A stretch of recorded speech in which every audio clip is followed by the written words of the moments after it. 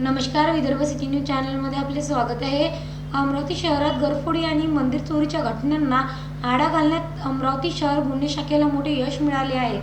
रेकॉर्डवरील 2 संशयित गुन्हेगारांना ताब्यात घेऊन एकूण 3 गुन्हे उघडकीस आणण्यात आले आहेत। पोलीस आयुक्त राकेश ओला यांच्या आदेशानुसार पोलीस निरीक्षक संदीप चव्हाण यांच्या नेतृत्वाखाली गुन्हे शाखेच्या पथकाने ही कारवाई केली।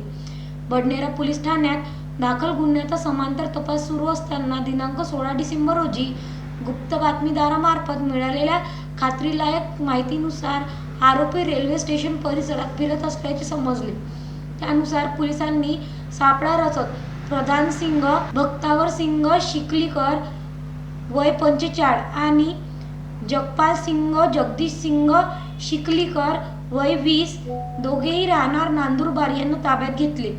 चौकशीत आरोपींनी अमरावती शहरातील बडनेरा आणि राजापेठ पोलीस ठाण्याच्या हद्दीत केलेल्या घरफोडी व मंदिर चोरीच्या 3 गुन्ह्यांची कबुली दिली। या कारवाईत पोलिसांनी चोरीचे नगदी व इतर साहित्य असा एकूण 47,750 रुपयाचा मुद्देमाल जप्त केला आहे।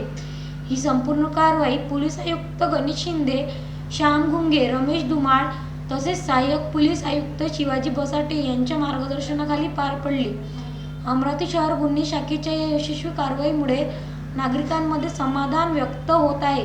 Vidarbha city news Amravati.